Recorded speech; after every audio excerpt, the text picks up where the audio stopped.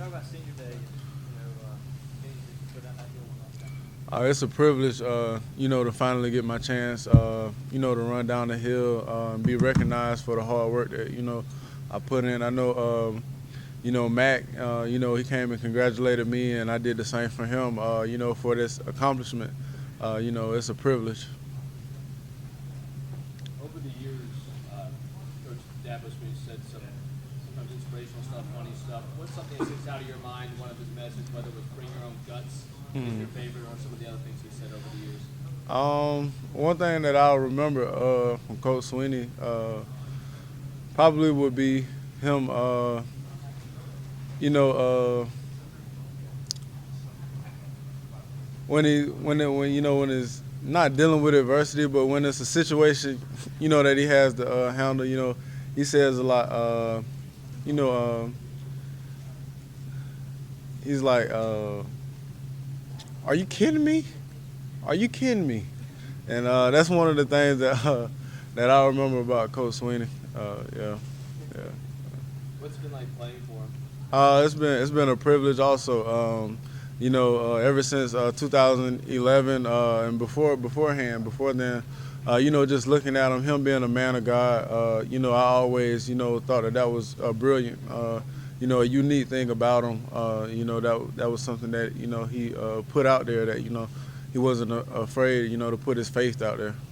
Obviously, it comes with the winning, but if you guys kind of gotten a kick out of seeing Coach Sweeney become like this national figure with the sayings, the dancing, it just seems like there's always a video clip, whether TV or the computer, of him all over the place these days. Well, I mean, for me, I try to stay out of those, things. To me, he's the same guy. He's always the same guy. Nothing changes, about him when the lights are on or when they're off. He's always the same guy. He's going to do what he's going to do, and that's another unique thing about him. It was interesting today. Coach Finney was talking about enjoying the finish. 18 days left, and so much different than what we've heard of. Next game, we got one game to focus on. Are you more focused on Lake Forest, or are you able to look around and see all the things that are out there for this football team? That sticks out in the back of my mind, but Wake Forest is definitely our main goal right now. And as a team, to come out and have a great performance, we got to put one foot in front of the other. Don't put the cart before the horse. Would you guys embrace the opportunity more now? Because it seemed like Coach was with this 18 days to punch your ticket to the playoffs. Oh yeah, definitely. But in order to do that, we have to continue to keep tunnel vision, and stay focused on the goal that's at hand. I mean, was it crazy a little bit at first when you guys are become the #1 team in the country? Did you guys need like a week or 10 days to kind of settle into okay, this is a normal thing for us now? Well, I'm not sure, how a lot of my teammates feel. But for me, I appreciate the acknowledgement of sports and football. But for me, it's just us playing Clemson football. Us going out trying to give our best every week. And being #1, it's kind of it's a lot that comes with it. A lot more attention, a lot more of a target. You're more of a target. But we've handled that pretty well, I say. The journey, Coach Sweeney kind of talked about it. How some of the freshmen just think this is the norm. But you were a guy, that was here in '11 when they first won the first ACC championship in 20 years. Can you talk about the journey and how Coach Sweeney built this program and how you guys have got to where you're at right now? Yeah, he's done a great job, man. From the time that I've come in, he's been talking about changing and having this vision, changing this facility, and having this vision, and it's been going on, and I think he's done a great job. Was working with us, working with the other players, and I think he's done a great job in changing the, and keeping that strong culture and what Clemson stands for. I think he's done a great job. Do you think about, because you were recruited during that 2010 season when they were 6 and 7, do you think about what it looked like in 2010 and all, and where it has, and all this you've gone through? the thing I say is,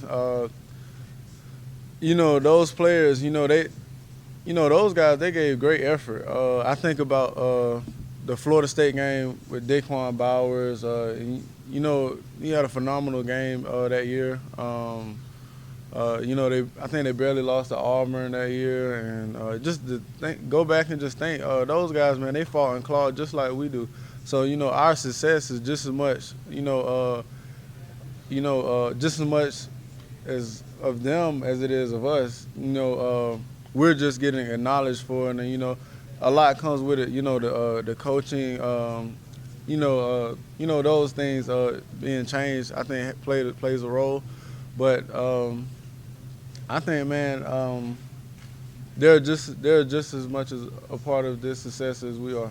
Going into the season, BJ, you're kind of under the radar guy. You play behind Stephon last season, obviously, but you had a couple of monster games. Your defensive MVP 2 games in a row. Are you starting to get some more recognition from your peers on campus, and how nice is it to start to get some recognition after putting in all the hard work you have? I am, but I'm still kind of under the radar. And I kind of like to, fly that way. But, none of that stuff really, I'm not really into that stuff. I'm gonna put my head down and work type of guy. And that's just kind of what I've always been about. I like to, thank Coach Boyd back in Lamar. He installed that in me early. And, that's something that I really take appreciation in. And yeah, man, that's, that's what it is now. Coach Batson, that's what he teaches. Put your head down and work, man. And, and when you look up, you see where you're at.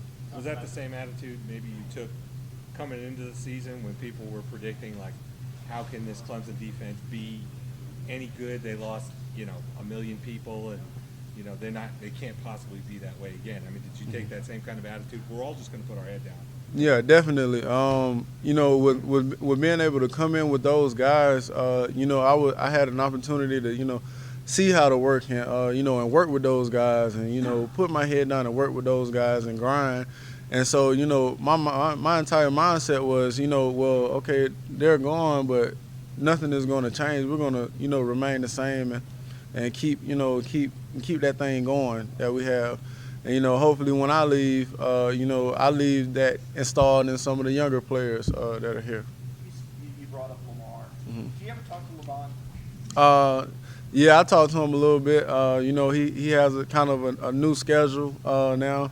Yeah, he's a great inspiration, man. Actually, LeVon may be the first football player that I have ever known of, actually, just consciously, coming from that town and hearing that name. You hear that name and John and Mike, and Marshall, and yeah, of course, he's a great inspiration. What has been his advice to you, going through all this? Man, just to, put my head down and work, man. It's nothing that's going to be easy. Nothing's going to be given to you. You got to go out and get it. And, he's, let me know that, I've been doing a great job of representing, our city and him the right way, and I appreciate that. Talk about the big picture and big goals that are still out there. Can y'all win the championship, get where you want to go the way the last couple games have gone defensively, specifically the way you played Syracuse, or is that a little bit of a reality check? We got to fix? We definitely have some things that, we had to go in and fix. But, we're still the same defense and we're still the same team that, went out at the beginning of the season and, did great things. Of course, we have to look at those things because they happen. But I still have great faith in my teammates and my coaches, my coaching staff. And, we're just going to go out and work hard and, put on a great performance next game. You guys don't have quite as much depth as you had last year. That's what Sweeney is. He was like, well, you only played 55 plays. But do you think the lack of depth has had anything to do with some of the missteps you guys have defensively? No, not at all. I don't think so. I don't think that it plays a role at all. We're all in great, football shape, to play a full-length game like that. And, I think, I don't think that has anything to do with what's going on. You mentioned Coach Sweeney's religious faith. Mhm. One of the things that really appealed to you about him. Mhm. Did it really bother you or anger you a while back when anti-religious political groups come to being under fire from that? I mean, I didn't really get upset because people have their opinions. I have friends who are not in a religion or and I don't judge them any differently. But I try to persuade them, and right is right and wrong is wrong. But I mean, I really you really can't. You can have your opinion on it, but you really can't. There's no room to judge. Yeah. Coach Swinney, Coach Venables have both praised you a lot recently, saying the kind of leader that you can become for this defense. What do you think has enabled you to take such a big step forward in your senior season? Being patient, learning patience. It helped me a lot.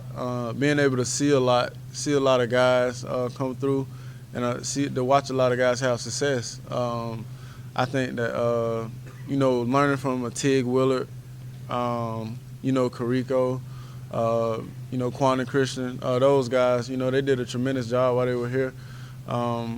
Those guys, they taught me how to come in and work, and those are the type of things that I'll continue to have the rest of my life, past football. Yeah.